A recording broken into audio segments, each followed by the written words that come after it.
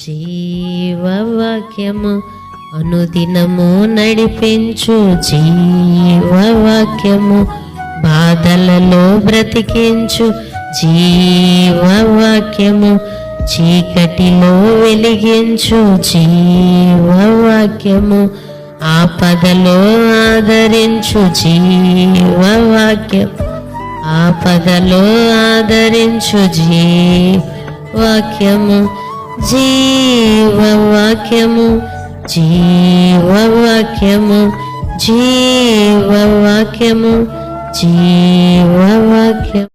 దేవుని నామానికి మహిమ కలుగునుగాక. క్రీస్తునందు ప్రేమైన దేవుని బిడ్డలారా, ఈ దినము డిసెంబర్ 4వ తేదీ లేఖన భాగము యోహాను రాసిన మొదటి పత్రిక 3వ అధ్యాయములో నుండి దేవుని యొక్క వాగ్దానము 8వ వచనము, అపవాది క్రియలను లయపరచుటకు మనుష్య కుమారుడు ప్రత్యక్షమైనను. యేసు ప్రభువారు ఈ లోకానికి వచ్చినది అపవాది యొక్క క్రియలను, అంటే దుష్టుని యొక్క క్రియలను లయపరచుటకు యేసు ప్రభువారు వచ్చాడు.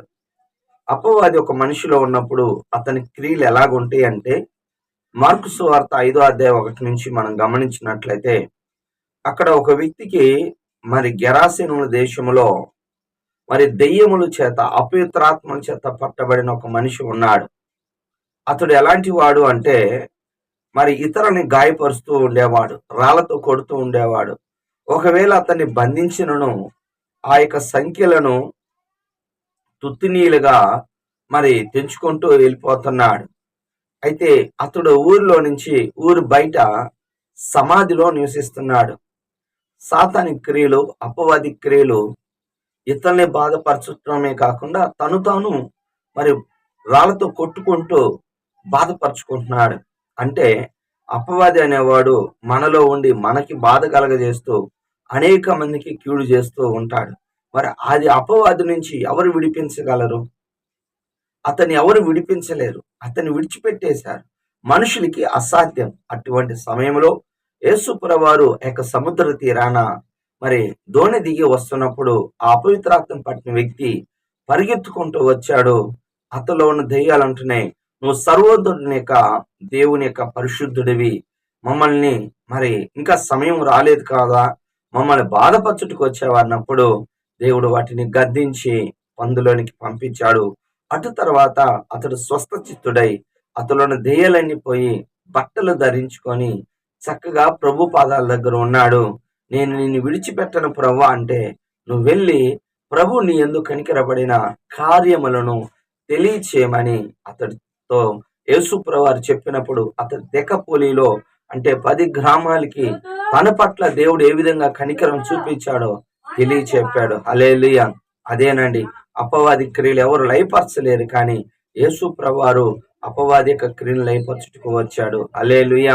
ఒప్పుకోవలసిన పాపాన్ని చూస్తే మరి 12వ వచనం, మనము కయ్యను వంటి వారముగా ఉండకూడదు.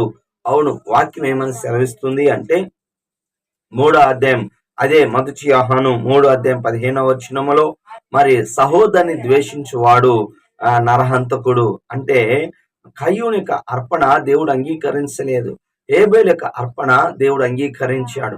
అందువలనే కయ్యూనికి అసూయ పుట్టి వ్యసనముతో మరి తమ్ముని చంపివేశాడు. అవును, ఈ దినాల్లో చాలా మంది పైకి అలా కనపడతారు, కానీ హృదయాంతరంగంలో అసూయ కలిగి ఉంటారు, మత్సరము, చెడ్డ కళ్ళు కలిగి ఉంటారు.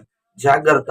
దానివల్ల అతడు ఏమి గురయ్యాడు అంటే, కయ్యూను నువ్వు ఎందుకు సత్క్రియ చేస్తే తలెత్తుకొనవా, అయితే నీ క్రియలు చెడ్డవి, అతడి క్రియలు చెడ్డవి గనుక మరి హేబేలుని చంపివేశాడు. అటు తర్వాత అతడు దేశ దిమ్మరయ్యి మనశ్శాంతి లేకుండా కోల్పోయాడు. జాగ్రత్త. ఇతరులని మనము బాధపరచటం గాని నిర్హేతుకముగా మరి మనం ఒక వ్యక్తిని మరి బాధకు గురి చేస్తే అది నరహత్యతో సమానమని వాక్యం సెలవిస్తుంది. జాగ్రత్త. మనుషుణ్ణి ప్రేమించాలనేది బైబిలు సెలవిస్తుంది, కానీ అతనిని ద్వేషించమని చెప్పటం లేదు. చివరిగా ఆజ్ఞ 18వ వచనం, మనము నోటితోనే కాకుండా క్రియతోనూ సత్యముతో ప్రేమించాలి. హల్లెలూయా. నోటితో మనం ఇతరులకి మంచి అని చెప్తాం, అలా ఉండండి ఇలా ఉండండి చెప్తారు, కానీ క్రియల దగ్గరకు వచ్చేసరికి మరి చేతుల దగ్గరకు వస్తే అదే అంటారు ఒక సామెత, మాటలు కోటలు దాటుతాయి, కాళ్ళు గడప దాటం అంట. బాగా గమనించండి, ఎన్నెన్నో మాటలు చెప్తా ఉంటారు కానీ సహాయం చేసే వాళ్ళు లేరండి. ఇదిగో మనకందరికి తెలుసు, లోకస్వార్త 10వ అధ్యాయములో మరి 34వ వచనము, సమరయుడు సహాయం చేశాడు గాని మరి ఒక వ్యక్తి మరి యెరూషలేము నుంచి యెరికోకి దిగి వెళ్తున్నప్పుడు దొంగల చేత కొట్టబడి బట్టలు దోచుకోబడ్డాడు. బట్టలు లేవు, కొన దెబ్బలు బాగా కొన ఊపితో విడిచిపెట్టారు. అటువంటి సమయంలో యాజకుడు ఆ యొక్క మార్గాన వెళుతూ చూసి వెళ్ళిపోయాడు ప్రక్కకు. అలాగనే ఈ యాజకుడు అంటే సేవకులతో సమానం ఈనాటి దినాలలో.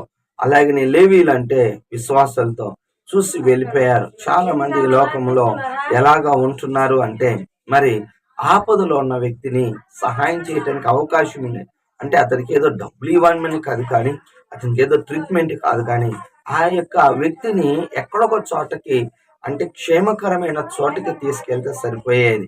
కానీ సమరయుడు దూరం నుండి చూసి జాలిపడి దగ్గరకు వచ్చి తన దగ్గర ఉన్న మరి ద్రాక్షరసం పోసి గాయాలు కట్టి నూనె రాచి, బాగా గమనించండి, పోటుకూలి వానికి అంతకు తీసుకెళ్లాడు, అతన్ని బాగు చేయించాడు. అవును, మరి నీ ప్రేమ క్రియతో కూడినదా లేకపోతే ఒట్టి మాటలతోనేనా?